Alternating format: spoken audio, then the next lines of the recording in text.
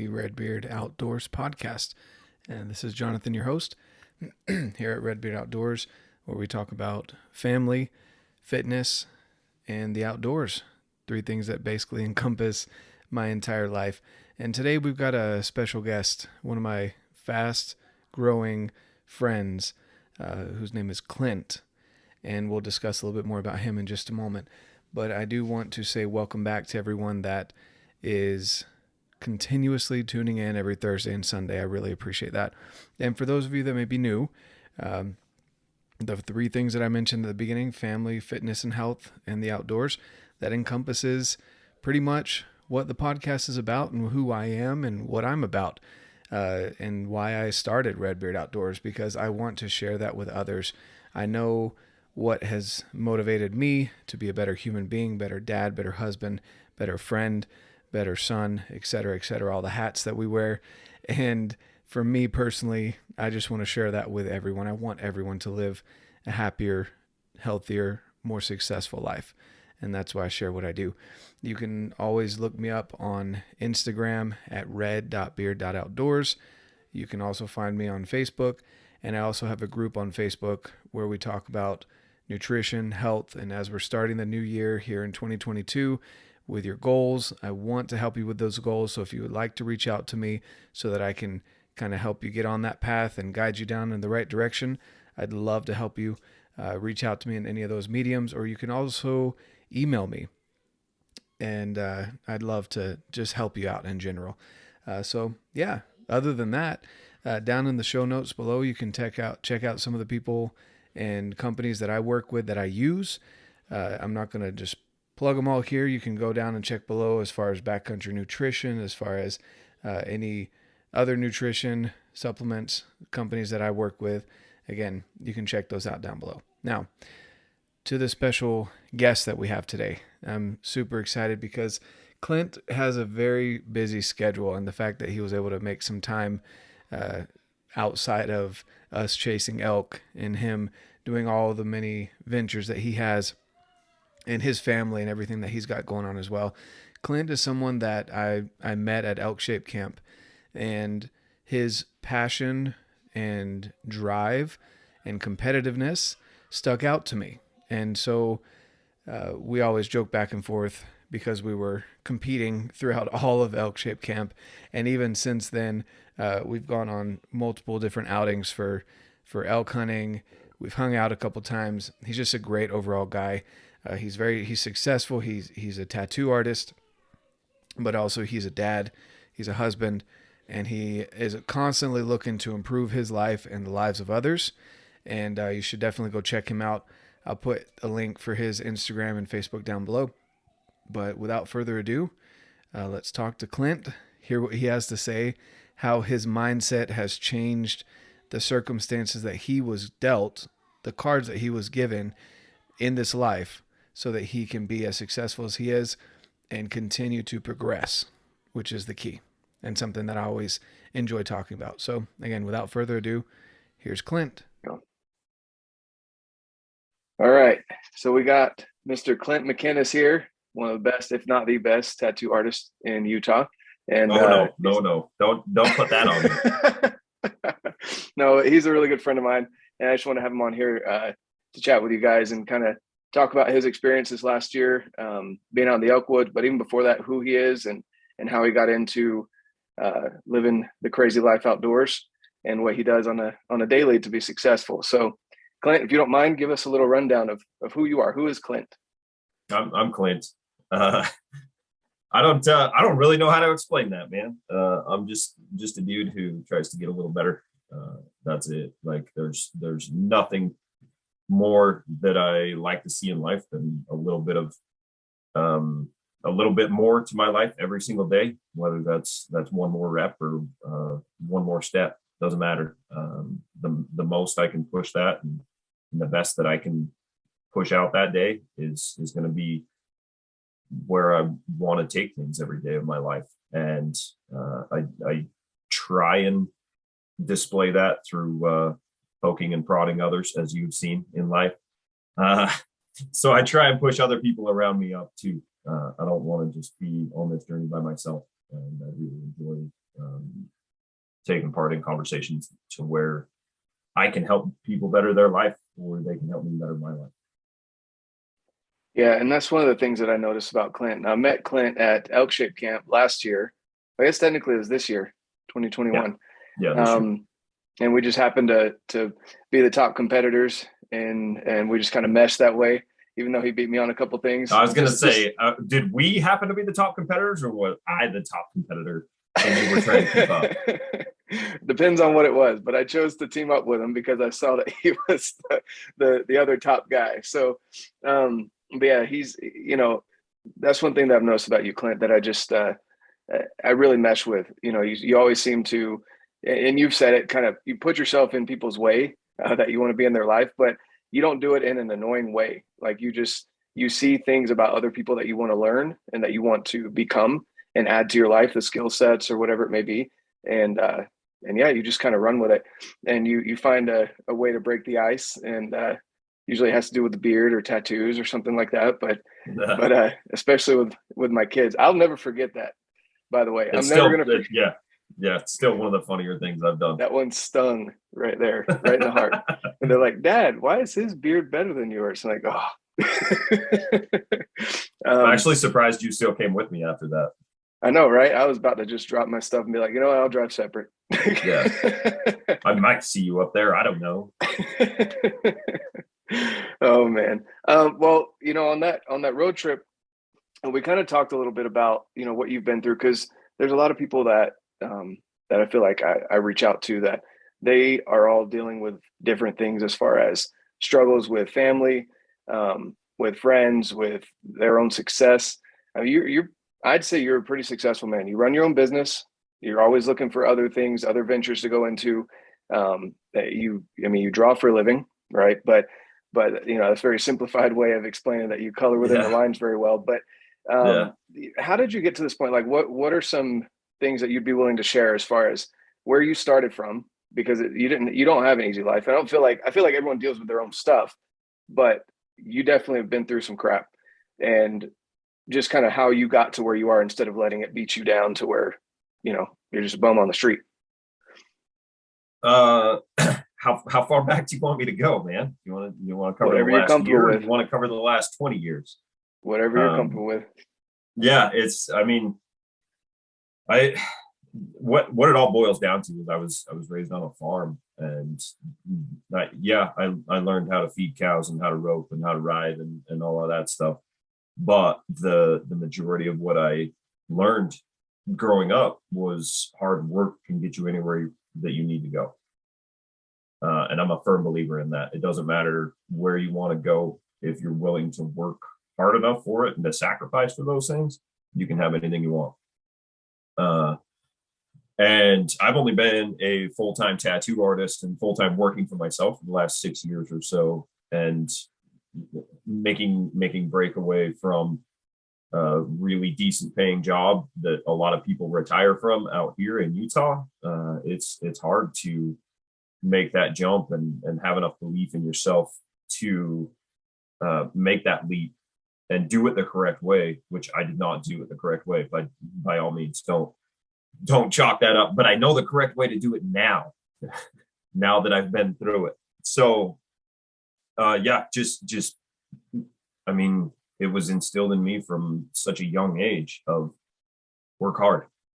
That's it. Like, there's not a whole lot more to it. Like, yeah, you want to work smart, but you work hard in the right direction, which I believe is working smart. And you can go out and get those things. So yeah, it took me a few years to change my life into what it is. And I'm not done with that journey by any means. When I made the switch to tattooing, I cut my pay in half. And that's not easy when you have 3 kids to feed and a mortgage and all of those things. And so it was, oh yeah, you work for yourself now. So that means you're probably not going to have to go work a 40-hour week job. You're correct. I'm not going to work 40 hours a week. Now I work 80 every single week. And then I've recently gotten, over the last probably 2 years, I wouldn't say more comfortable in that spot, but more more to the spot of working smarter on that end, and harder towards other goals. Where this was the first couple of years where, oh yeah, I'm gonna try some new things. So I'm gonna go and I'm gonna hunt, and I tried jujitsu and tried these things that seemed interesting to me, and now they've kind of taken over my life too, to where tattooing is there and it pays my bills, but I'm working in other directions too, and it's not a sole focus on being able to make enough money, because I've finally gotten to the point where I'm comfortable in the amount of money I'm making from tattooing. That doesn't mean I'm not pushing in other business directions either, though. No, yeah, that makes sense. And it's definitely scary to go out and work for yourself and not have that insurance, not have the, everything else that comes along with a regular job. And on top of that, cutting your, I didn't realize that you would cut your income in half. Obviously, you have to build up, clients and everything with being a tattoo artist, but you don't really seem to choose the easy path. No, I'm kind of an idiot. So I don't even know what the easy path is. I tend to think of where I want to be without even thinking about the path. No, that's kind of funny. So you brought up a couple other things. So you're a tattoo artist, you're an entrepreneur, you're off by yourself, you're figuring things out on your own. Like you said, you've got other business ventures and stuff that you're looking into. But what drew you to, for example, bow hunting? That's something I want to talk about. That stings both of us right now because we both came up empty-handed with the elk. But but what? Thanks for pointing that out. Oh yeah, I'm there with you. Yeah. So a couple of years ago, I started getting interested in hunting, and I'm an adult hunter. I have never been hunting. Like I said, I grew up on a farm. We didn't need to hunt. We had all of our food in the pasture. So we just went and chose a cow, took it down to the butcher, and that was that. They're really easy to hunt that way. I do advise that if you want to go the easy route. On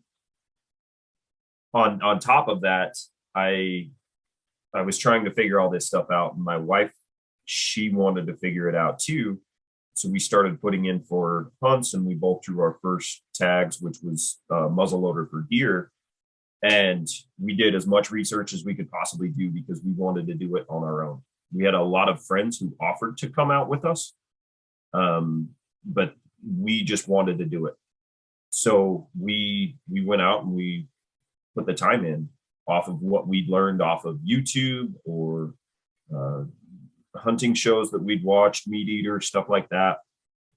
And I didn't know how much that it would overtake my life at that point.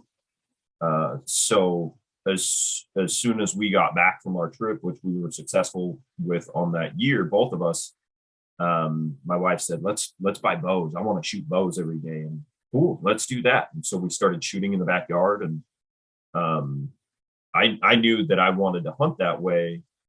As soon as I picked it up, it was just something that spoke to me, not because it's inherently harder, like that has nothing to do with it. I love the process of shooting a bow. Don't get me wrong, I love guns. They're definitely my jam, but the process of shooting a bow is something I can do every single day, and it kind of helps keep all of the stuff inside my head a little more quiet, so I can kind of chill out and zone in for a second on just what my body needs to do. Yeah, no, that's really, I mean, that's kind of how I went into bow hunting as well. And my buddy just poked and poked and poked. And I finally just came up with, I wanted to be a bow hunter. That's something that I wanted to be a part of my life. And it's not hard per se to shoot a bow, but it is hard to do everything else that it has to do with bow hunting, right? You got to get in close. You got to check the wind. You got to make sure you're not moving too much. You have to be able to hold back sometimes, which I guess I'm good at holding back, but I'm not good at necessarily letting down the bow because this last week, this challenge has been rough on my shoulders. But just like all the things that go into it, it's not easy, right? It's easy to sit in your backyard. And I laugh because the example is with your Crocs on and gym shorts, which is what I do, you know. That's gross. It's so easy. But when you get up on the mountain and you've got the moving animals, you got the trees, you got the branches, you got everything else that goes into it. You've been hiking for miles and miles, you're exhausted. Just everything that goes into it, it just makes it a little bit more intense. I love my rifles too, you know, guns in general, but it just adds another challenge to it.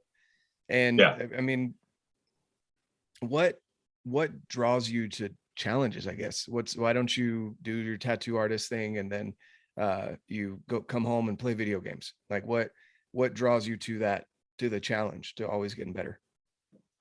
I don't know, man. I think that, like, just because of my background, I have this thing stuck in my head of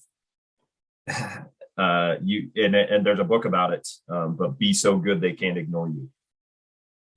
So I've got a lot of stuff that I carry with me as far as emotional burdens, and I don't necessarily think of them as weights. I think of them as kind of propellers in that fashion, because I've chosen to view them that way. And so I try and cover. I just try and be as good as I possibly can, and it's not so I can rub it in the face of anybody anymore. I may have done it for that initially and kind of done those things out of spite, but now it's in a mode of my life is really good, and I just want to see how much better I can get, and show that to my kids, who get to see a pretty rad view of life. They don't view life like normal kids because of how my life is. And some days my wife yells at me for things like that, but we figure those things out. And so now it's a game of how good of a life can I show my kids on every aspect, not just working wise, but how good of a life can I show them through hunting, that we can provide our food, and through fitness and all of that stuff. How good of a life can I possibly show them? I love that too.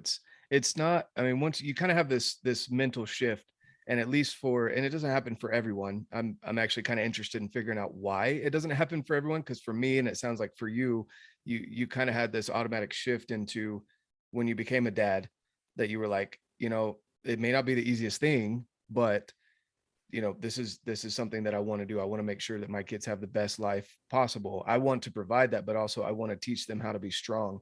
I want them to know how to excuse me, how to overcome obstacles and to do all those things that are challenging. So you're leading from the front by example, and bringing them along with you. I think your daughter just started hunting with you, right?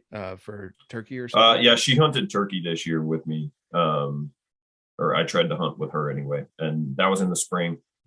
We didn't prove to be successful, but she's kind of in the same mode as me. Like, now it's a challenge because I wasn't successful. I've got to go and get successful on it.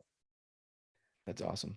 And I mean, that's not something that most kids would be like, we didn't see an animal this first time. And you know, my son's 7, and when we've gone out, like, it's hard for him when he doesn't see an animal. So even if, like, we've gone out and we're hunting turkeys, but I see deer, you know, I'm like, hey, let's go look at the deer for a little bit. Because I'll be honest, man, turkeys are some of the smartest dumb animals. Like, They're so dumb. they're so dumb, but they're so smart. You know, like, Yeah. I don't know how that works, but that's awesome. Cool. Well, I did want to ask a little bit more. What are some, going back to the elk hunting? And yes, I'm going to sting you a little bit more here, because I reflect on this on a daily basis. Just because I wonder if, you know, I don't feel like, for me anyway, I feel like I left everything on the mountain with the time that I was available to go up there. So I don't regret anything, but I do go back and look and say, you know, I could have done maybe this a little bit differently, or that a little bit differently, or that other bow hunter, maybe I could have beat him by those 50 yards that he was ahead of me, things like that. But what are some highlights and then some reflections you've got from this year? Oh man, just like the whole month of September, it was just insane, man. Going out, I've never been elk hunting. I've never been archery hunting. To be able to go out and put stuff together that I learned in class and learned online from the stuff like the Elk Collective, to put that stuff together and to start to realize like, okay, this is what they mean. That's what happened. To put that together and actually get into elk and have elk come into us was insane to me. Like that whole process of having an elk respond to my call for the first time, like that's amazing. I don't know what I'm doing, but I'm doing it. And to me, yeah, there's definitely stuff I would have changed had I known everything that I know. But there's not a whole lot of people who can say that they went out for their first time. And yeah, I went out for a long time, so don't discount that. I was out for pretty much 3 weeks straight. There's not a whole lot of people who can say that they went out for their first time and actually put stuff together, not just happening like out of dumb luck. They put enough stuff together to where they got into elk multiple times, and got onto them even where other people had shots in our group, stuff like that. That to me was awesome, and I cannot wait to be back out there again. Yeah, no, I agree. It was a really good experience. I'm new to bow hunting as well. I had a couple other tags that I filled this year, as you know, the doe tag and some turkey tags, and I've got 2 turkey tags that hopefully we can get out here in the next couple months. I know you're slammed, but to get out and get some turkeys. But yeah, it was quite the experience. And I look back and I just think like if I hadn't gone to Elk Shape, and I didn't do the Elk Collective yet, but if I hadn't gone to Elk Shape Camp and I hadn't put in the work behind the scenes, which was hours and hours of e-scouting and, you know, studying elk and kind of where the best areas would be and learning the maps and things like that. I feel like I would have been wandering out there and just been like, are there even elk in Utah? You know? Yeah. The funny thing is, did I lose you? No, I'm here. Oh, okay. Sorry, it froze up on my end, so I was just making sure. The funny thing is, like, I grew up being outside, like through the summers and spring and fall. I grew up in the scouting program, and our scout leader was amazing. He took us camping literally every single month in, month out, year round. And I grew up hiking, and I have seen every creature out in the wild. And the only one Sorry, I think I lost you there. I lost you there for a minute. The only one that you hadn't seen was elk. So to be able to come back and see elk for the first time as an adult and be like, oh, we do have elk in Utah. And the funny thing is there's elk on my home mountain range. So the mountains that surround me have elk also. And I'm like, huh, like, all right, maybe I'm just not like knowing where the elk are something else, man. They're a creature unlike everything else. I've seen moose, mountain goat, bighorn sheep, all that stuff. It's so weird to me that I had never seen elk until I was an adult. Yeah, no, I agree. And they, you know, one of their nickname is the ghosts of the mountain, because I don't know how these, you know, 600 to 800 and sometimes 1,000-pound creatures can walk around with these big old horns on their head and not make a sound. Like it just blows me away. And then you and me are walking through and it's like crunch, crunch, Yeah. and everything's scraping our backpacks. And we're just like, I don't know how they do it, man. But they definitely, they blew me away, my experiences as well in September. And I think you got into them a little bit more than I did. I had a few less experiences, but at the same time, every single one of them, like it's like 0 to 100. And like you're just walking around, you might let a call out, or you might not even let a call out. And then all of a sudden you see one, or they start calling. Like it's crazy. It's crazy how it just, and then in a matter of less than a minute, it's done. Like the whole experience is over, you know, and it's just, it's crazy. It blows me away. But I think that's what gets us hooked at the same time, you know, that again, 100%. that challenge, you know, and that's awesome. What are some things that you think you're going to be doing? Well, not think, but that you're going to be doing better in 2022? Oh, I'm definitely filling tags, man. Like I've got 2 different hunts planned. They're pig hunts in the spring. I already know that I'm using my bow on one of them at the very least. But I'm getting those reps in that zone, because I didn't get any reps in that zone. I was so close to getting full draw on an elk, and just had little things happen, and that's all right. I learned from those things, but next year I already know that I'm going to come out swinging, and I know that I'm going to fill a tag. Like, there's not a doubt in my mind. There's no like, oh, maybe I'm going to get, no, it doesn't matter. And it doesn't matter if I draw a tag or if I just buy an over the counter tag. I'm filling an elk tag. Yep.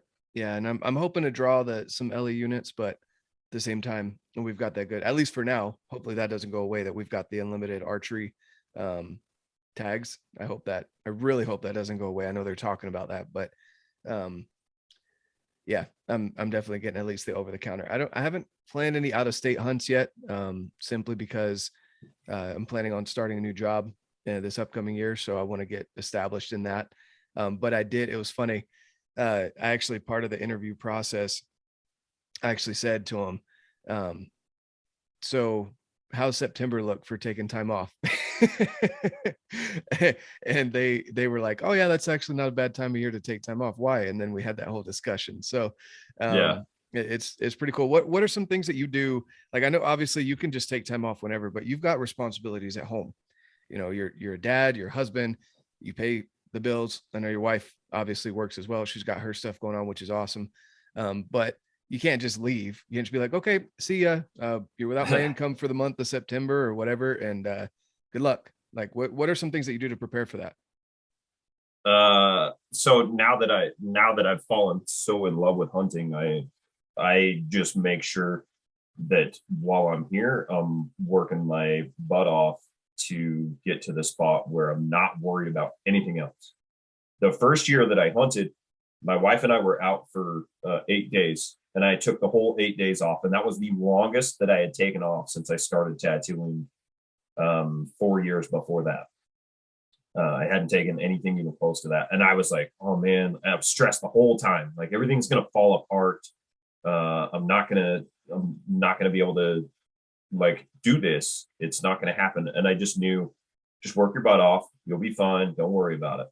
And it took a lot for me to take those 8 days off. And then once I saw it was possible, it was like, oh, wait a minute.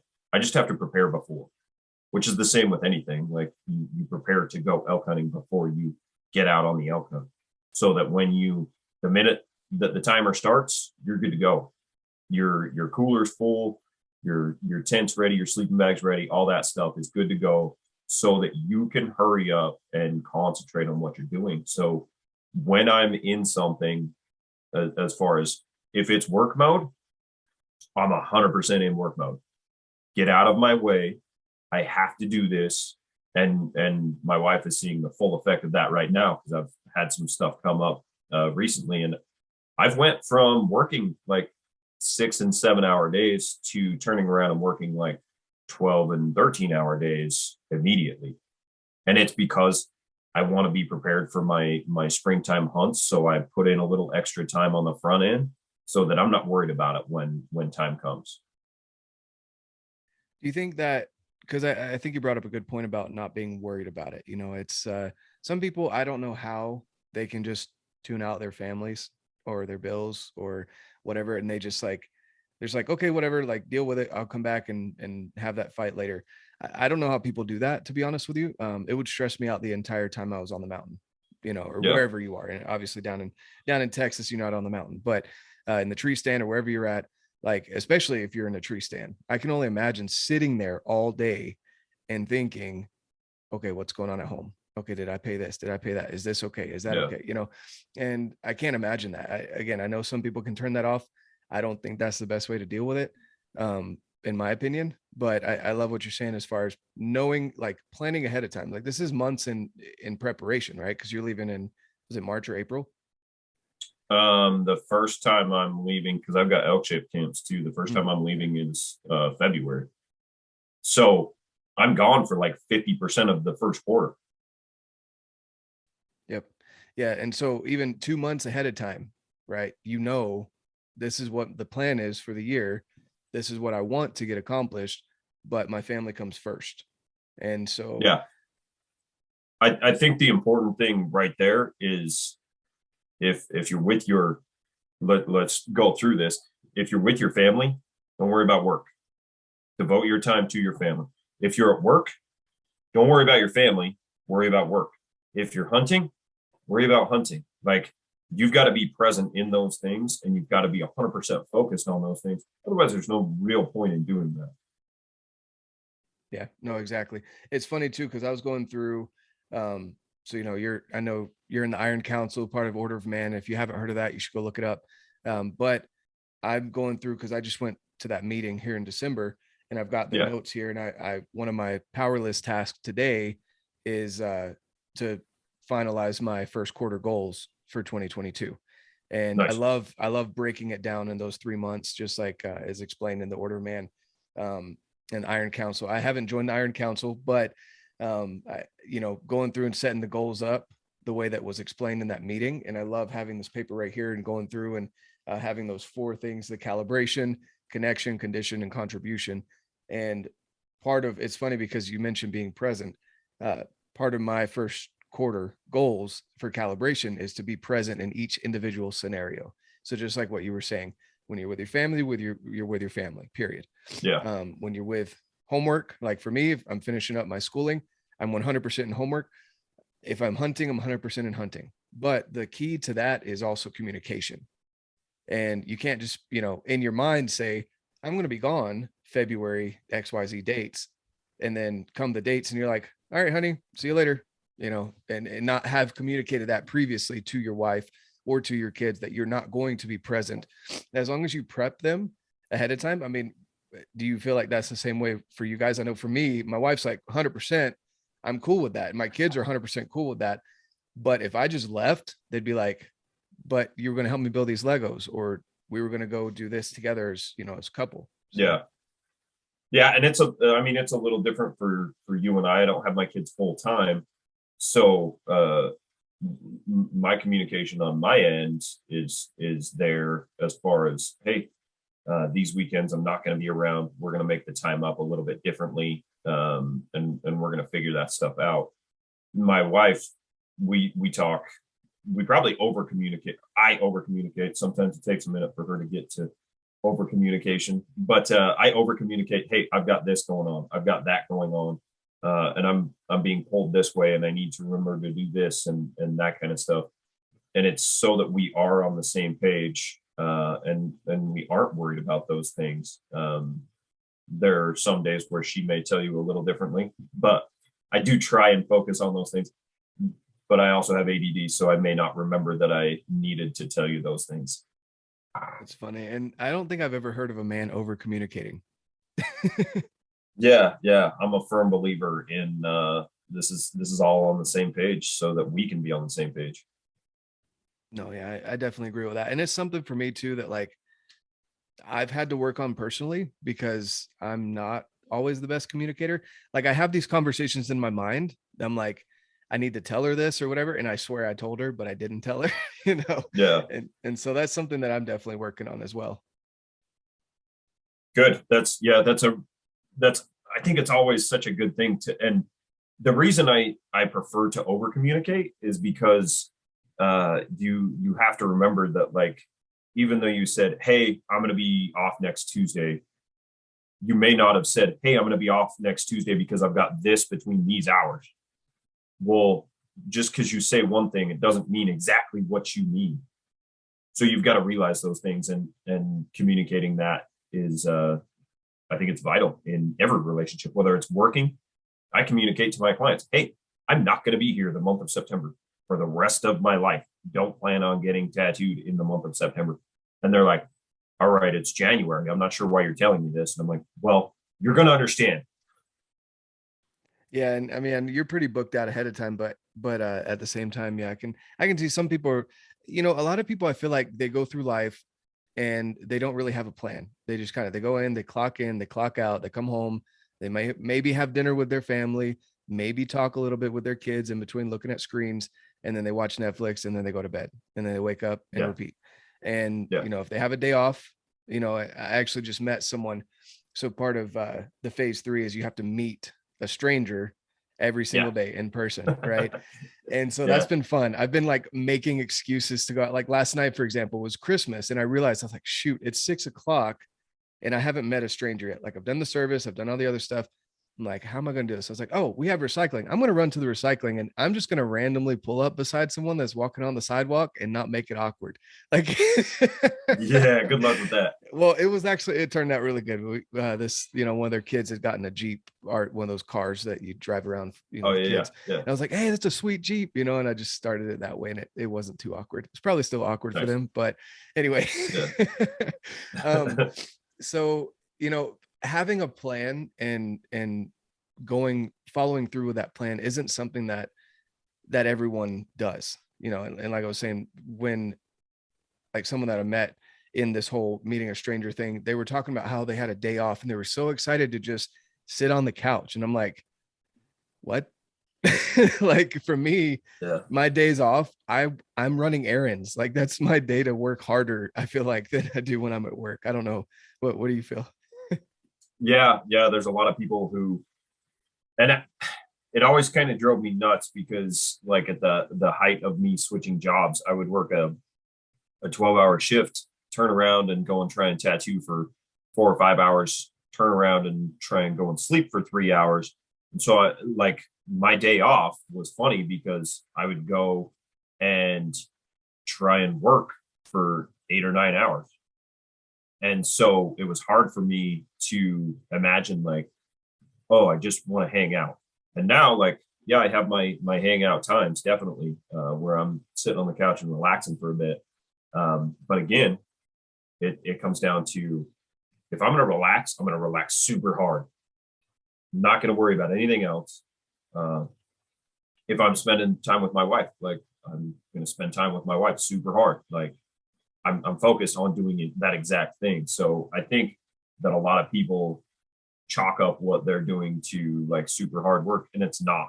They're stuck in this zone of monotony, and that sitting on the couch and hanging out is part of their routine, where they think that they're giving themselves a break from their work, and that's fine. Like they're going to be in the exact same spot in 5 years. We need those people too. Andy Frisella always puts it, I need people to flip my burgers too. Like not everybody's going to be an entrepreneur. Not everyone's going to be the hardest worker in the room. If we're around those people, yeah, it's a lot better for us, but not everybody wants to do that. And that's okay for them. That doesn't mean I need to be around those people. But I'm just trying to focus on my life. And sometimes that does include sitting down and hanging out for a minute. But most of the time it's, hey, I've got this to work on. Hey, I've got that to work on. Yeah. And even then, like, I feel like with you, even when you are on the couch, you're drawing, like that's relaxing for you. Is that not true? You seem to. I draw every single morning. So I'll hang out. My dog holds me down on the couch really well, and he lays on my legs, and I draw for a couple hours every morning. But that's like, if I don't have a tattoo that day, I'm not drawing because I don't need to. And it's just like any other job at a certain point, like you do need to shut it off. You can't, if you're constantly like going down the same route, you're going to end up looking like the same thing as every other person that's out there. As far as like, I draw every single day, and that's, yeah, it is a creative thing and it's an outlet, but that doesn't mean that I need to do it every day. I've got too much other stuff going on. And while tattooing is great and I love it and it provides a good life for me, that's not 100% of my life either. Yeah, no, I get that 100%. You've got, it sounds like you've got it pretty dialed in, and something that has always stuck out to me, because I used to hear that, work-life balance there, in my opinion, you'll never really balance out the scales. Like there's always, if you're present in the moment, you're going to be heavily weighted towards your family, or heavily weighted towards work, or heavily weighted towards, working out or fitness or whatever it is at that moment, like you're never going to have that 100% balance. Because if you're trying to balance communicating with your kids while you're working out, while working, like you're going to be on your phone. You're not really going to get a workout in, and your work production is going to go down. Like it's never technically ever balanced. So I love, I think it was Dan was the first time I heard it, was tipping the scales. Like you always have to tip the scales based on what you're being present in at that moment. So yeah, I love it. Cool. So you bring up Andy Frisella. Have you ever done 75 hard? I don't think I've ever asked you that question. Yeah, I've done 2 rounds of 75 hard, and I've done phase 1, but I've never dove more into it. My wife has done it. She's done the whole Live Hard program. She's pretty badass at all that stuff, so I just leave it to her. And I do love when I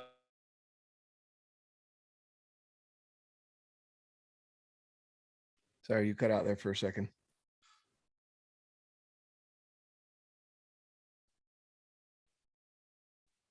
be back. Yeah, I'm back. I can hear you.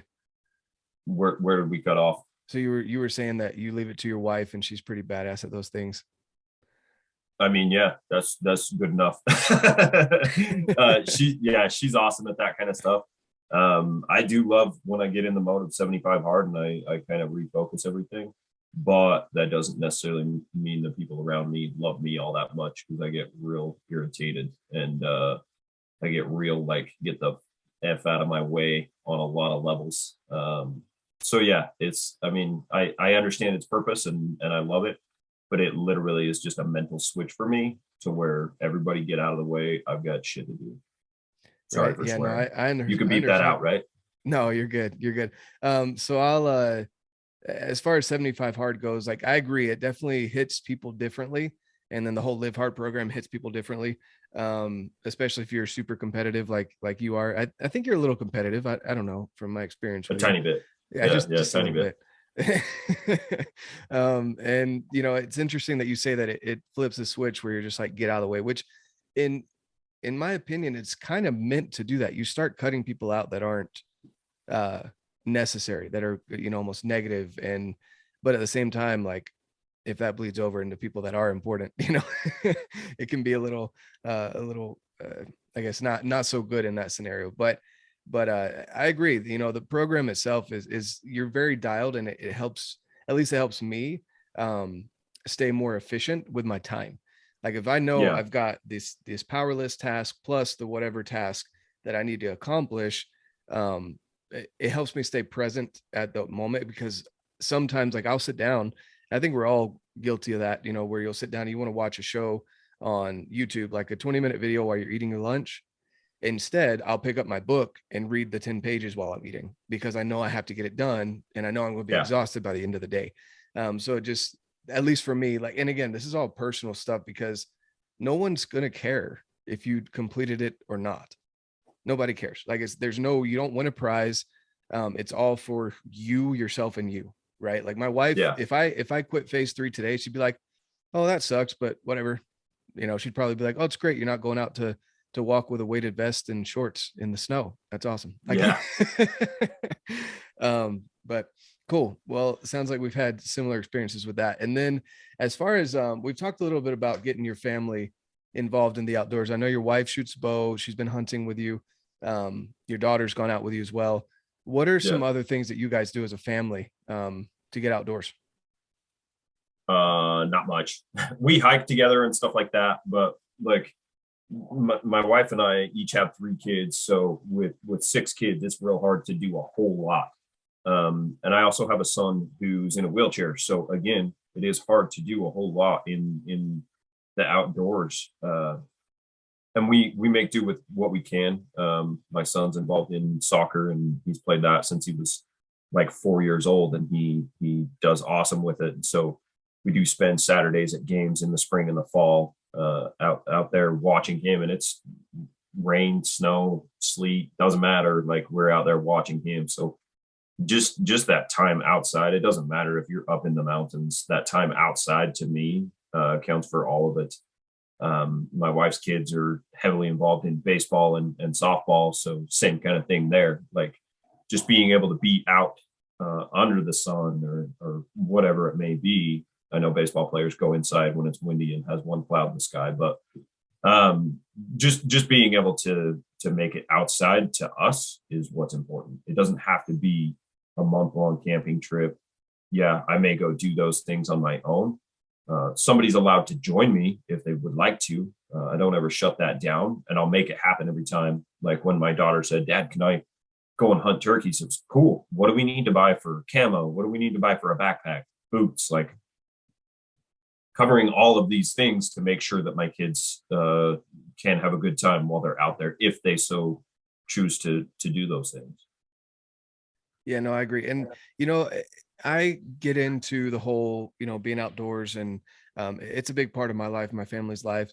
But at the same time, like, when I say normal people, you're not really a normal person, but, people that have jobs, people that have their own businesses and things like that, you still find ways. And even if it is like you were mentioning, you've got a son in a wheelchair, I have seen where you guys go in the backyard and play basketball. That counts. Oh yeah. Right. Yeah. It's not you don't have to be out on a long excursion and go hike the Tetons, and then right after that go, to Washington and hike the rim. And like, you can just go, just be out, soak up some sun rays, be out and build a snowman, stuff like that. And I don't think that getting outdoors should be that complicated. It's something that we can do every day. Go to the park, take your kids for a walk, ride bikes, it doesn't have to be go out and spend a month in the mountains, which would be awesome, but it was awesome. Possible. Exactly. Yeah. It's not always possible. Right. Yeah. Because we have real life, we've got responsibilities and things like that. So that's awesome. Cool. And again, going back to you have a son in a wheelchair. You don't let that, you haven't taught your son that that's something that holds him back. And that's something too that I admire about you, that you're not looking at like, oh, well, let's do these things for you. Like, you still push him a little bit out of his comfort zone to where he's trying new things, doing new things, and just as tough as any of your other kids. Yeah. I'm a firm believer that the world is going to be harsh to you. So I want to wake you up to being as good as you can in response to that. The world isn't out there to be kind to you, and it's not always going to be hugs and rainbows and crap like that, especially when you're a kid. Kids are ruthless. So I know that that's out there, whether it's a physical thing or whether it's a emotional thing, a verbal thing, whatever that may be. So I'm a firm believer in talking to my kids like they're adults and hey, this is the real facts of life, and we need to be better about those things. You'll never hear someone be so polar opposites on speaking to their kids like you will hear me. I'm very ruthless with my kids when I come to making fun of them. And I do that for a reason, because I know that other kids are pretty ruthless. And they also know without a doubt how much I love them. And it's one and the same. You're going to get made fun of. I don't care who you are. You're going to you've got to learn to laugh at those things in order to better handle life. And the more I can equip my kids to handle the world after I'm gone, or even while I'm here, but they go out on their own, the better off I am, and the better off they will be. Yeah, no, definitely. I agree with that as well. I'm probably a little bit more harsh and direct. Probably, I don't know about as much as you, but I'm pretty hard, especially on my youngest son, because he's so much like me, that it bugs me. I'm like, no, don't do those things. Like, I learned from that, right? But at the same time, I agree. There's definitely that.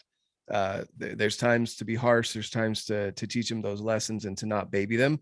But then there's also times where they need that attention, and they need to know that they're loved. They need to hear those words. Even though that, like you said, it's not all rainbows and butterflies and hugs. And every child's different. And that's the thing. And again, going back to the challenge, the things that we like about challenges, being a dad is not easy.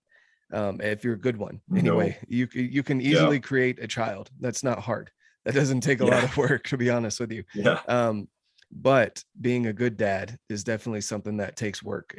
I'm not perfect at it. There's days where I get super upset with my son, and I'll spank him, or I'll send him to the corner and yell at him, when he doesn't necessarily deserve it. I need to sit down and explain to him why we do certain things, because again, he's 7. He can't be expected to know all the things that I know.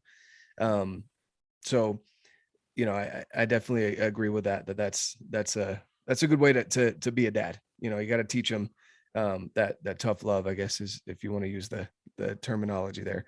Yeah. So I want to ask you, just kind of shifting gears a little bit, what are 3 things that drive you on a daily basis? Oh man. Uh Definitely my competitiveness. Like if I know that you're going to go and do 1,000 step ups and you're like, hey, I'm gonna go and do this. Like, yeah, that's my jam. I'm gonna go and do the same thing. I'll probably do 1,001 because I'm better than you. But it's a matter of I want to have people in my life that push me. So I surround myself with those people. That competitiveness comes out in every facet right there. My wife and I are competitive. We used to work out together a lot more than we do now. Our schedules are different now, but just that, like getting out there and seeing somebody else do the same thing. So that's a big driver in my life, is that competitive value, but bringing value to the table of the people that I want to be around. So if I'm what I view as like a level 1 person in life and I'm flipping burgers at my Mick job, I'm not going to bring very much value to someone that I look up to. So it's hard for me to expect that I get to hang out and be a part of their life when I'm not bringing something valuable to the table. So I want to be as much value to those people around me as I can, and I don't want them to be level 1 people either. I want them to be a step ahead of me. All of the people that I keep around me, I look up to in some regard, whether it's one facet of life or 10 facets of life. I look up to them in one regard or another. And that's why I keep them around me. So seeing a little bit of that value in myself and realizing what I can bring to their life, and not just my presence, because let's be real. If it's just about presence, get a dog. That's a live animal you got right next to you. So yeah, bringing that value and always adding to that, knowing that my value of today isn't necessarily going to be my value of next year. So I've got to be adding to that, so it doesn't diminish and fall away. That's probably one of the bigger things I've felt lately, just because of the friends that I've started to keep around me, and they're very high achieving people, and I'm looking around like, oh man, like I've got to get better just to keep up with these people. And so I think that that's a huge part of it. Man, I don't really know above that. It's hard to say, because the same things fall back into my kids. While they may be at a level 1, I want them to see me at a level 5 or 6 and say, "Oh man, like Dad's doing pretty good." And how do I get better like that? And that's leading a really good life. I have friends that maybe they're a step or 2 behind me. How do I get to that next level? And so kind of leading from the front and being that lighthouse that we often talk about. I would say that's probably the third, is taking that mentality of I want to show everyone how good life can be, and if they want to change their life, they can go out and do that. Love that. That's awesome, dude. So competitiveness, again, I think you're a little competitive. I don't know, from the few experiences I've had with you in competitive things. Yeah. I will die before I let someone win. Right. And then with, providing value to other people's lives and leading from the front. I love that. That's those are awesome. And so would you say that your big why? So that's something that I read last year, and Start with Why, in that book by Simon Sinek. And I love it because, you can always say like, well, my family, my this, that, like you can always pick something, but if they're all external, those are all temporary. External things are temporary. Unfortunately, those things are all temporary. But when you start peeling away the layers, kind of like an onion, and you get to the core, like what is the why? Would you say that adding value to people's lives is your why, or would it go even deeper than that? Do you have something else? That's a really deep question. I don't know that I ever go that deep. So let's just blame it on, adding value to other people's lives. I really do think that's probably one of my core reasons for doing anything is trying to add to the lives around me. And if not even the lives around me, maybe the people who see my life, regardless of where they're at, like not immediate contact with me, but because of how awesome the group of people I have around me, whether it's physically or virtually, I have to keep up and I have to keep going. So I think that's huge in life. So yeah, it's definitely a core motivator for me. That's awesome. Yeah. For me, I would agree. It's about, I want people to live more successful and happy lives. And so, because I used to just think, oh, I'm doing it for my family, or I'm doing it for this or that. And when I read that book, that's what it boiled down to for me, is I want the people around me to live healthier and happier and more successful lives. And obviously that starts with me leading, like you said, leading from the front. And I can't help people live healthier and happier lives if I'm not. And then on top of that, then it just kind of ripple effects out to where my nuclear family, and then my extended family, and then my friends and loved ones that are included in that, and just kind of ripples out from there. But you definitely have to lead from the front. And I love that, like what you were saying, and you've said this before, and I think I mentioned this earlier, where you've told me, you kind of force your way into people's lives, but you don't do that because you're trying to steal anything from them. You're not trying to take. You're a contributor. Like you want to, obviously you want to learn from them, but you're not sitting there saying, hey, can I pick your brain? That question is and can be one of the most annoying questions for successful people, because they're like, really? Like my time's worth more than that, Yeah. But the way you do it, because I mean, you want to learn from them, right? But you're not asking them to sit down, take time out of their day to just walk Clint through how they did it. Like you want to learn from them. You want to be around them. You want to kind of through osmosis, learn and absorb what they've done and pick up on the skills that you wanted to learn from them. And then you also want to contribute back to them, and so that's awesome. That's awesome. Yeah. And I think that the reason that you get the questions of like, hey, can I pick your brain? Those people don't have much to offer you, and they aren't quite to the point where they can offer you anything. And so they don't know how to bring that in. And I've probably done the same thing at one time or another before I realized like, oh no, I have to bring some value to this table too. So I can't say that I didn't start there, but now I do, and I prefer the term weaseling. I do weasel my way into other people's lives who I look up to. And I have made some pretty rad friends over the last 3, 4, 5 years because of that. And it's more so, hey, I really look up to that person, and maybe they're on a level 8 in life and I'm only on a level 4, but I'm gonna be friends with that person. I know that I am.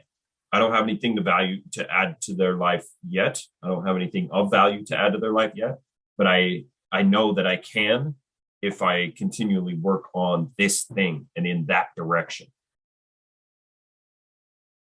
Yeah, no, I love that. That's awesome. And I don't know. I know you like to joke, and if you guys haven't picked up on this by now, he's a little sarcastic, but that's a skill, and it's definitely a sense of humor that I appreciate. But I don't think you weasel. Like I honestly don't. I think you just find a way in. Like I mean, I know weaseling maybe okay, but yeah, it's totally a weaseling thing. But yeah. you again, you have the intention of providing to that person value, and so that's awesome, dude. Well, I don't want to take much more of your time here, but I appreciate you taking time out of your day. I know Sunday's a little bit slower for you, but you still got lots of stuff going on. Where can people find you if they want to look you up and hear more of your awesome quotes and see your awesome drawings that you color in the lines and all that? Where can they find you at? The easiest place to find me is on Instagram is I am radness, which that's totally serious. So just all one word, I am radness. And that's the easiest place to find me. I am on Facebook too under Clint McInnes. But either way. Awesome deal. Awesome. Thanks, man.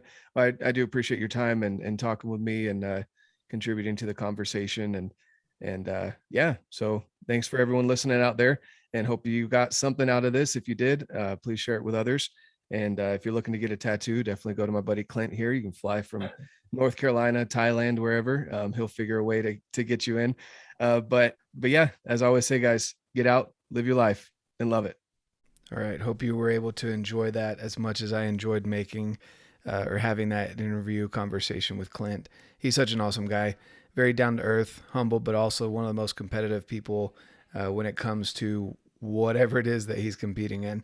So excuse my stuffiness. I have a little bit of stuffiness and in this interview, in this conversation, due to the fact that, I technically tested positive for COVID, but it's my normal stuffiness because I'm the smarty that likes to walk around in shorts and shovel the walks in shorts. So, I usually get the sniffles and a cough anyway, so excuse that stuffiness. Again, I'll leave in the show notes below where we can find Clint. Look him up. He's always leaving those motivational quotes out there, things that can motivate you on a daily. So just a good human being, people I love to have around me, and someone who's always striving to be better. So thanks so much for listening. If you got something out of this, if you enjoyed this conversation, please leave a review. I would love that. It helps a ton. And again, if you leave a review and you email that to me at redbeardoutdoors1@gmail.com, send me your address, send me a screenshot of the review that you posted, and I'll send you something in the mail. And I'd greatly appreciate that. Also, again, all my other places that you can find me, I'll leave in the show notes below. I'd love to hear from you. I'd love to hear what your goals are for this year, getting out and getting after it. And as I always say, get out, live your life, and love it.